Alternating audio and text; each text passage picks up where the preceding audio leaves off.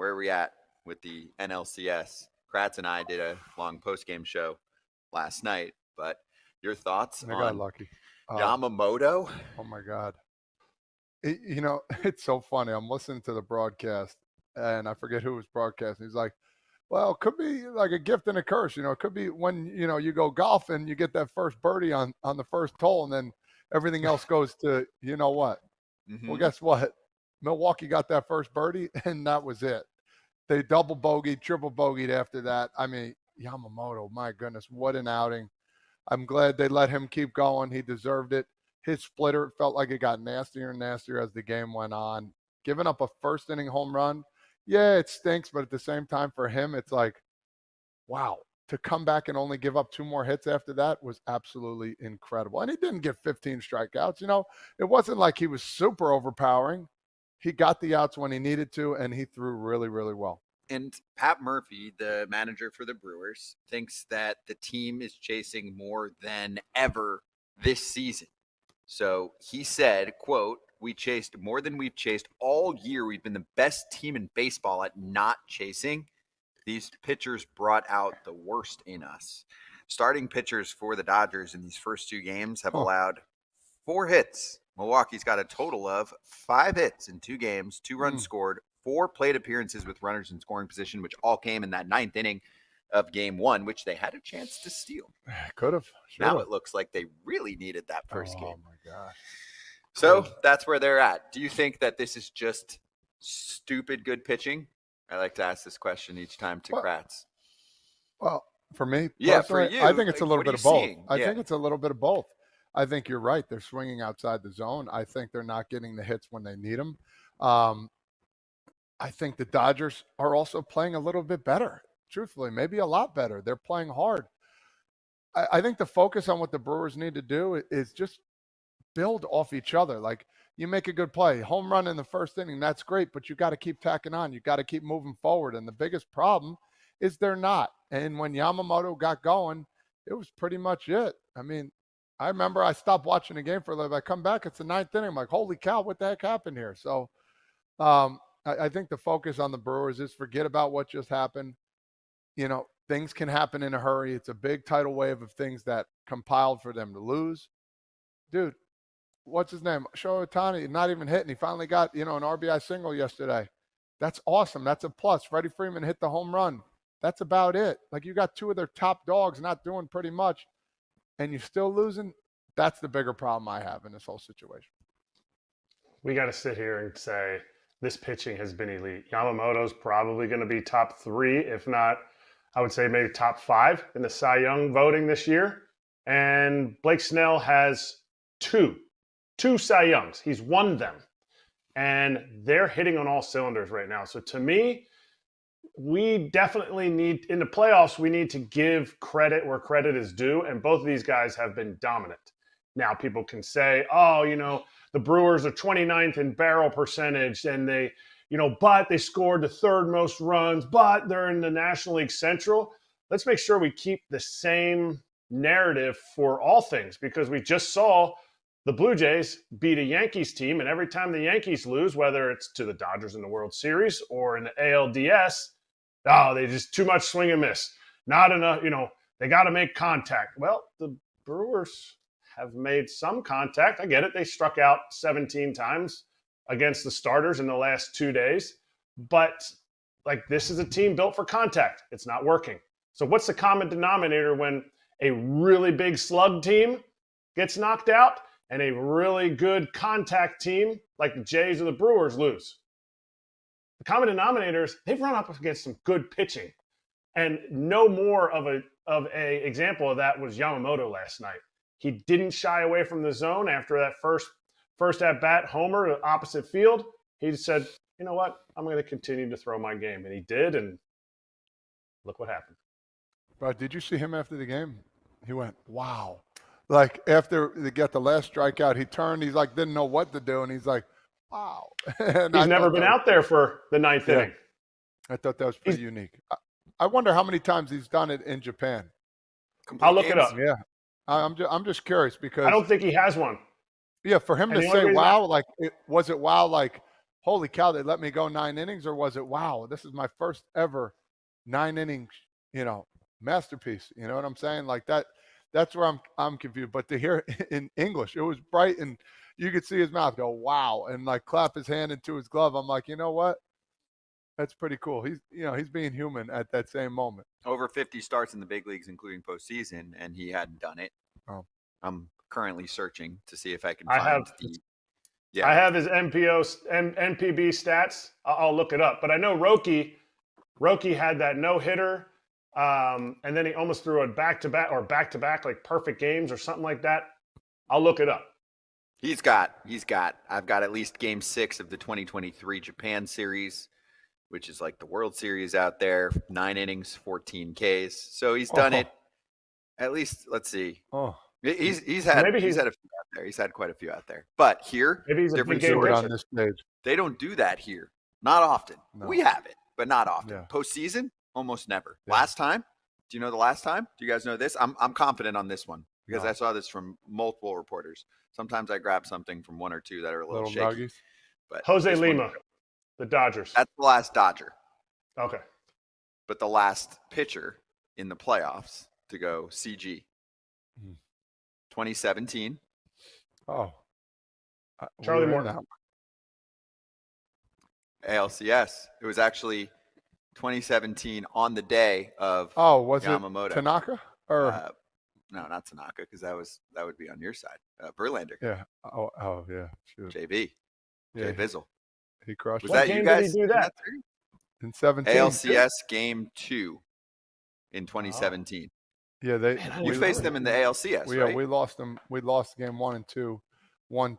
We would have been the ones that came back at home or beat them, whatever. Then we won 3, 4, 5, and then they won 6, 7. But yes, he threw twice against us. I don't remember how far he went. Was that when you hit the double that stuck in the top of the fence? Yes. There was a collector that told me. We reached out to him. Yeah. There was a collector that told me if I could get that ball, obviously it was after the game, if I could get that ball out of the fence, he would give me $250 for it. I was like, what? No, what? Who does that? I would have said 2,500, easy money. Let's go. Famous baseball. Was that game 2 though? Hits. That's weird. Yeah. I think that was game 2. We tied it 1-1, like in the 6th. I don't remember. Yeah. So now what? Now what for Milwaukee? Good luck. I mean, serious. I mean, I sit here and say that with being all funny and stuff, but yeah, do they have a chance? They still have a chance. Yeah, Okay. Of course. Anything can happen, but it's going to be a climb. It's going to be a climb. They have this game 3 is the most important game of their lives, and they have to find a way to win it. I think that's the biggest problem they have. Game 3 is so big because game 4, the Dodgers can pretty much do what they want. They can nitpick, put whoever they want out there. So, Ohtani. Yeah, that's what I mean. Or do you save them for another day? That's what I mean. Like I'm not saying to do that, but they can decide on really what they want to do. So I got kind of eviscerated on Twitter for saying what I said about how the Dodgers, what would be the Brewers' game plan? How do they beat Glasnow? Make them throw strikes and all this stuff. And I said some other things, and fans are like, "No way, not a chance." Like, this show gives you the players' point of view, and if you were to ask the Brewers players to be 100% honest, they would tell you, "Yeah, we're not out of this. Like, we 100% got this. We swept this team in the regular season. Is it going to be tough? Yeah, you can't win 4 games in one night, but you can win 1 each night." And players' view when they're down is, I'm not going away. I'm not going away without a fight. So you're going to see some fight from the Brewers. And if you want if you want to watch another show where people are like, analytically, they just don't have any chance here, and I just don't see how it's like, don't come on a show. Don't watch a show where players will give you the real view of what they're thinking in this moment. Like, they're not quitting, and they're going to give Tyler Glasnow all he can handle. For sure. What would you tell the boys? Like, if you're Pat Murphy right now, who is a wordsmith? He's really fun. He is well covered as a manager, both for the success that he's had on the field the last couple seasons, and he's a media darling. But what do you tell them? I think I bring it back to when we were down 2-0 to Cleveland in 17. I think, where we probably should have won game 2 if we found a way to get, a review in time, which didn't happen. Whatever. We ended up winning the series. Win the day. Just win the day. Go out and win the inning, every day. Don't worry about anything that's going on outside. Win today, and then we'll worry about tomorrow. Find a way to win today. It doesn't mean you have to win by the home run. Win scrappy, beat out a ball, make the play, get on base from the air, steal a base, something. Find a way to win the game, Kratzy.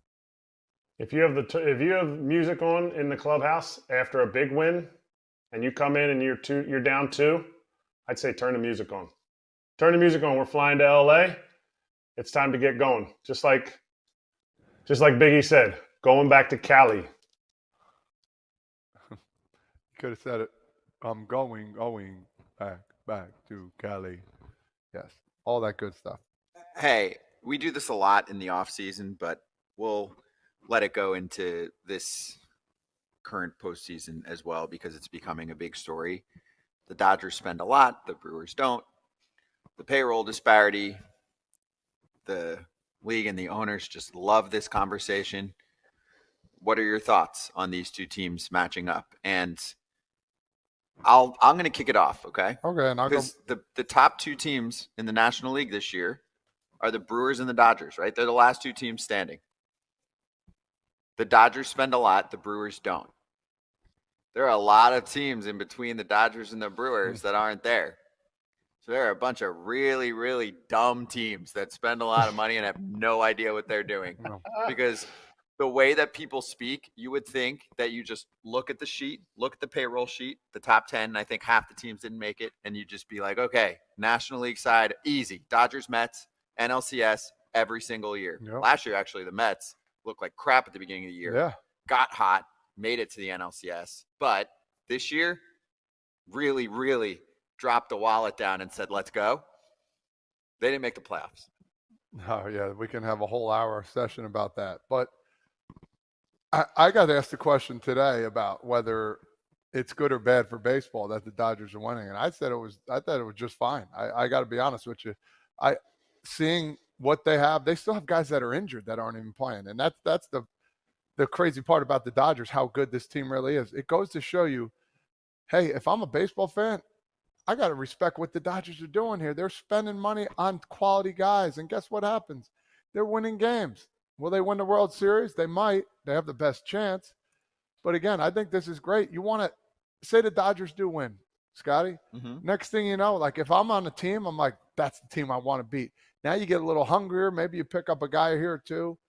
But, everybody in this business has money when it comes to being a president and all this kind of stuff. They just don't want to spend. So I don't feel bad for those teams. They have the money. It's what their businessmen want to do about, when they want to get the better players.